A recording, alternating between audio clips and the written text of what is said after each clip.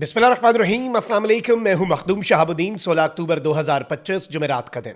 नाज़रीन इकराम, पाकिस्तान और अफगानिस्तान के दरमियान सीज़ फायर को 24 घंटे मुकम्मल हो चुके हैं। 24 घंटे इस सीज़ फायर के रहते थे कि अचानक से अफगानिस्तान की साइड से सीज़ फायर ख़त्म होने की खबरें इस वक्त चलना शुरू हो चुकी हैं। इसके साथ ही साथ लड़ाका तैयारों की बमबारी के हवाले से भी बहुत बड़ा क्लेम सामने आया है। लेकिन जो सबसे बड़ी डेवलपमेंट है वो ये है कि पाकिस्तान की सिक्योरिटी फोर्सेस ने पाक अफगान बॉर्डर पर एक बड़ी स्ट्राइक की है और इस स्ट्राइक के अंदर 45 से 50 के करीब दुश्मन जो हैं उन्हें उड़ा दिया गया है। यह अब से कुछ मिनट्स पहले की डिटेल्स हैं और इस वक्त तालिबानी फौज की पेशकदमी की खबर मिलते ही एक बहुत बड़ी कार्रवाई पाकिस्तान की तरफ से की गई है। यह मेगा ऑपरेशन है और इस वक्त पाक अफगान बॉर्डर की ताज़ा तरीन सूरत हाल क्या है उसे ज़रा हम एनालाइज कर लेते हैं।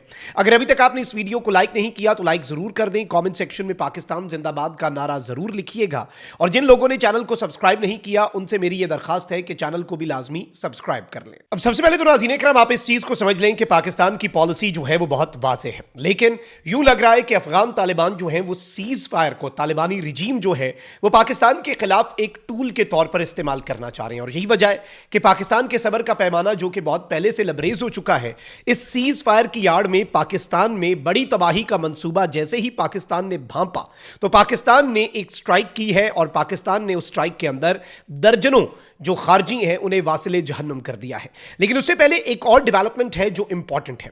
प्राइम मिनिस्टर की ज़ेर सदारत विफाकी काबीना का एक अहम तरीन इजलास जो है वो हुआ है और इस इजलास के दौरान जो बैरूनी दौरे हैं, मुलाकातें हैं, इलाकाई सूरत हाल है, उस पर काबीना को एतमाद में लिया गया। काबीना इजलास में अफगानिस्तान से जारी फितना अल हिंदुस्तान और फितना अल खवारिज की शरंगेजियों और खवारिज की कार्रवाइयों का तफसील से जायजा लिया गया और पाकिस्तान की जो पॉलिसी है उसे वाजे किया गया। अच्छा, इसके बाद एक खिताब जो है वो पब्लिक किया गया है पाकिस्तान के प्राइम मिनिस्टर की तरफ से अपनी कैबिनेट से खिताब, और ये खिताब जो है ये सिर्फ अफगान तालिबान के लिए नहीं बल्कि पूरी दुनिया के लिए एक बहुत क्लियर मैसेज है कि अब पाकिस्तान का न्यू नॉर्मल क्या है। प्राइम मिनिस्टर ने कहा कि हमारे सबर का पैमाना लबरेज हो चुका है और मजबूरन अफगानिस्तान में खवारिज के खिलाफ जवाबी कार्रवाई करना पड़ी। उन्होंने कहा कि अगर अफगान हुकूमत वाकई संजीदा है तो सीज फायर के मामले को आगे बढ़ाए, क्योंकि महज वक्त हासिल करने के लिए सीज फायर किसी भी सूरत कबूल नहीं होगा। विफाकी काबीना के इजलास से खिताब करते हुए कहा कि पाकिस्तान और अफगानिस्तान के दरमियान एक तवील सरहद है जिसके बावजूद हमने हमेशा भाईचारे का रिश्ता बरकरार रखा, ताहम अफगानिस्तान से पाकिस्तान में दहशतगर्दी के वाकयात जारी है। वजीर आजम के मुताबिक पाकिस्तान ने अफगान हुकूमत को कई बार समझाने की कोशिश की मगर बदकिस्मती से तमाम कोशिशों के बावजूद अफगान हुकूमत ने अमन को तरजीह नहीं दी। प्राइम मिनिस्टर ने कहा कि अफगानिस्तान से पाकिस्तान पर हमला किया गया जिसके बाद हमारे सबर का पैमाना लबरेज हुआ और हमें जवाबी कार्रवाई करना पड़ी। पाकिस्तान की फौजी क़यादत ने खवारिज को भरपूर जवाब दिया। उन्होंने कहा कि जब पाकिस्तान पर हमला हुआ तो अफगान वजीर खारजा दिल्ली में मौजूद थे और अफगानिस्तान ने दहशतगर्दों को खुली छूट दे रखी है। तवीलुल मुद्दती जंग बंदी पर बात हो सकती है मगर महज वक्त गुजारी के लिए आर्जी सीज फायर जो है वो अब हमें काबिल कबूल नहीं। अफगान हुकूमत ने हमसे रिक्वेस्ट की इस सीज फायर की, लेकिन यह बात अब याद रखनी होगी कि दहशतगर्दी को अपने मुल्क से जड़ से उखाड़ो, वरना यह आर्जी सीज फायर और बस कोई तैयारी के लिए अगर तुम लोगों को सीज फायर चाहिए तो इसकी इजाजत नहीं दी जाएगी। अच्छा, इसके साथ ही साथ अब हुआ क्या है। अब नाज़रीन किराम, एक तरफ तो अफगान मीडिया जो है उसने कुछ बड़ी तशवीशनाक डेवलपमेंट्स बताना शुरू कर दी हैं और अफगानिस्तान के एक जर्नलिस्ट हैं बिलाल सरवरी, वो कहते हैं कि जी Pakistan is attack the Gulparai area of Kunar Sarkano district, यानी अफगानिस्तान का एक डिस्ट्रिक्ट है कुनर सरकानो, उसका एरिया है गुलपराई। ये जो एरिया है इसके ऊपर इनका ये क्लेम है कि पाकिस्तान ने अटैक कर दिया। इन्होंने ये नहीं बताया कि पहले अटैक किसकी तरफ से हुआ, बट मल्टीपल अफगान सोर्सेज जो है वो ये रिपोर्ट कर रहे हैं कि सीज फायर उस तरीके से नाफिजुल अमल नहीं है। देखिए, पाकिस्तान की मिलिट्री तो एक प्रोफेशनल मिलिट्री है जो ऊपर से ऑर्डर्स लेती है।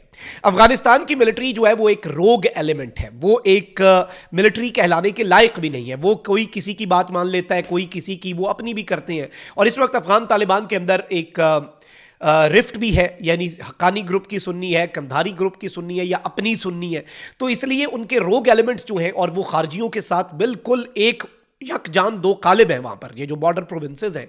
तो इसलिए ये इतलात है कि इन्होंने कोई शरारत की है और इस शरारत का जवाब जो है वो पाकिस्तान की तरफ से दे दिया गया है। इससे भी बड़ी चीज़ नाज़रीन इकराम ये हुई है कि इसके साथ ही साथ अब अफगानिस्तान की साइड से ये रिपोर्ट हो रहा है कि पाकिस्तान जो है उसकी एयरफोर्स ने कुछ स्ट्राइक्स की हैं। जैसे कल पाकिस्तान की एयरफोर्स ने दिन की रोशनी में पख्तिका में, काबुल में, कंधार में ड्रोन स्ट्राइक्स की और बड़ी इफेक्टिव ड्रोन स्ट्राइक्स की। अब नाज़रीन इकराम ये बताया जा रहा है कि पाकिस्तान की एयरफोर्स ने एक मरतबा फिर से स्ट्राइक्स की। ये क्लेम कहां से आ रहा है? अफगान मीडिया से। अब जब हमने इस चीज को कंफर्म किया तो हमें ये बताया गया कि बिल्कुल जी कुछ स्ट्राइक्स तो हुई है, लेकिन ये स्ट्राइक्स जो है ये काफी मुख्तलिफ है। एज पर आर सोर्सेज नाज़रीन इकराम बिल्कुल वही हो रहा है जिसकी हमें उम्मीद थी। जो इन्होंने 11 और 12 अक्टूबर की दरमियानी शब भी वारदात डाली, जो पहली मरतबा इन्होंने पाकिस्तान की साइड के ऊपर हमला किया जब अफगान वजीर खारजा वॉज इन न्यू दिल्ली, उस वक्त भी नाज़रीन इकराम ये बताया गया कि बेसिकली ये इसकी आड़ में ये दहशतगर्दों को इन्फिल्ट्रेट करवाना चाहते हैं, यानी पाकिस्तान की सिक्योरिटी फोर्सेस की तवज्जो मबजूल करवा के दूसरी साइड से दहशतगर्द इन्फिल्ट्रेट कर जाएं। और इसीलिए टीटीपी के खारजीन के साथ लड़ रहे थे। जब हमने चेक पोस्टों पर कब्जा किया, वहां पर लाशें देखी तो तालिबानी फौजियों के साथ लाशें टीटीपी के खारजियों की पड़ी हुई थी। इसका क्या मतलब है? यानी ये मिलकर लड़ रहे थे पाकिस्तान के खिलाफ। अब नाज़रीन इकराम वो कोशिश नाकाम हुई और उससे पहले ही 10 तारीख को पाकिस्तान को यह पता लग गया था कि ये पाकिस्तान के बॉर्डर प्रोविंसेस जो है अफगानिस्तान के, वहां पर पूरे अफगानिस्तान से मुख्तलिफ ट्रेनिंग कैंप से अपने खुदकुश बम्बारों को इकट्ठा कर रहे हैं, असम्बल कर रहे हैं, ताकि उन्हें पाकिस्तान में इन्फिल्ट्रेट करवाया जा सके और पाकिस्तान के अंदर तबाही मचाई जा सके। फिर 14 और 15 अक्टूबर की दरमियानी शब भी बड़ी तश्कीलें जो है इन्होंने एंटर करवाने की कोशिश की पाकिस्तान में। फिर जब इन्हें फेंटा लगा और इन्हें समझ आ गई कि पाकिस्तान पता नहीं कौन सी टेक्नोलॉजी इस्तेमाल करके सर्वेलेंस कर रहा है, पाकिस्तान जो है वो ना खारजियों को एंटर होने दे रहा है, पाकिस्तान ना अफगान तालिबान जो है उनकी फौज को टिकने दे रहा है और मुकम्मल तौर पे फेंटा लगा रहा है। फिर इन्होंने दोबारा से सीज फायर की दरखास्त तो की, लेकिन अब इन्होंने क्या किया है कि इन्होंने इस सीज फायर का फायदा उठाकर पाकिस्तान की सरजमीन पर दाखिल होने की और दरअंदाजी की कोशिश कर दी है। अब हमारी इत्तलात के मुताबिक मेमन में पाक फौज ने एक इंतहाई कामयाब कार्रवाई की है, जिसमें 45 से 50 दहशतगर्दों को वासिले जहन्नुम किया गया है। बड़े पैमाने पर ये बहुत दर्जनों की तादाद में दहशतगर्द हैं, ऑलमोस्ट 45 to 50 जो है they have been dispatch to hell. जिला मोहम्मद में सिक्योरिटी फोर्सेस ने एक बड़ी कार्रवाई के दौरान पाकिस्तान में दरअंदाजी की कोशिश नाकाम बनाते हुए दहशतगर्दों को निशाना बनाया।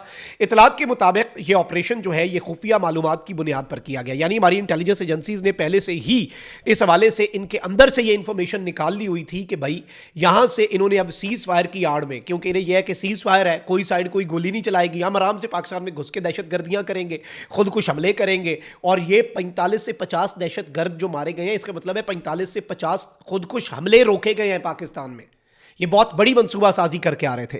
और इस सब के अंदर मैं आपको ये बताऊं कि खवारिज की एक बहुत बड़ी तश्कील जो है वो पाकिस्तान की सरजमीन में दाखिल होने की जो कोशिश कर रही थी उसे निशाना बनाया गया। आईबीओ था, वी वर ऑलरेडी प्रिपेयर्ड, हमें पहले से पता था कि ये आ रहे हैं। कार्रवाई के दौरान कई खवारिज जख्मी भी हुए, जबकि पाक फौज ने इलाके को घेरे में लेकर मुकम्मल क्लियरेंस ऑपरेशन शुरू कर रखा है। ऑपरेशन के दौरान जो फायरिंग है उसका तबादला भी कई घंटे तक जारी रहा और फुटेज जो है उसमें ऑपरेशन शुरू होने से पहले खारजियों की मूवमेंट जो है, जो हम वीडियो क्लिप आपके सामने चलवा रहे हैं, उसमें आप खारजियों की जो मूवमेंट है उसे भी देख सकते हैं। हलाक होने वाले खवारिज अफगानिस्तान से पाकिस्तान में दहशतगर्दाना कार्रवाइयां सरंजाम देने आए थे। Now this is something very big and very huge, और इससे जो मंजरनामा है वो पूरे का पूरा जो जंग है उसका मंजरनामा तब्दील होता है। पाकिस्तान आर्मी अपने तमाम तर वसाइल इस्तेमाल करेगी। हमारे अटैक गनशिप हेलीकॉप्टर्स हैं, we have the best drone technology, और एक बड़ा ही डाइवर्स पाकिस्तान के पास ड्रोन जो है, जो अनमैन्ड कॉम्बैट एरियल व्हीकल्स हैं उनका एक स्टॉक पाइल है, जिसमें चाइनीज हैं, जिसमें टर्किश बेरफ्तार TB2 और अकिंची ड्रोन्स हैं, फिर उसमें शापर 1, 2, 3 जो पाकिस्तान के अपने हैं, और बुराक है पाकिस्तान का इंडिजिनस अपना ड्रोन। तो पाकिस्तान के इस वक्त तमाम तर वसाइल इस वक्त मुकम्मल तौर पर रेडी हैं। और ये जो पाकिस्तान ने अपनी एयर स्पेस भी बंद की है ना सेंट्रल पाकिस्तान में, ये इसीलिए है कि हम एक 2 फ्रंट वॉर के लिए मुकम्मल तौर पर तैयार बैठे हैं और रीडिप्लॉयमेंट हो रही है, कुछ मोबिलाइजेशन हो रही है। और पाकिस्तान को इस चीज़ का पता है, प्राइम मिनिस्टर की कैबिनेट से खिताब के अंदर अफगानिस्तान को ये मैसेजिंग कि सीज फायर को टेम्परेरी किसी अपने फायदे के लिए तुम लोग इस्तेमाल करना चाहते हो तो ऐसा नहीं चलेगा, हमें पता है। तो ये चीज़ भी हमें इस बात का इदराक है कि ये सीज फायर का इस्तेमाल किस तरह से करना चाहते हैं, लेकिन हम इन्हें मुकम्मल तौर पे इस वक्त मॉनिटर कर रहे हैं। कमेंट सेक्शन में राय का इजहार जरूर करें। अपना बहुत ख्याल रखें। अल्लाह निगहबान। पाकिस्तान जिंदाबाद।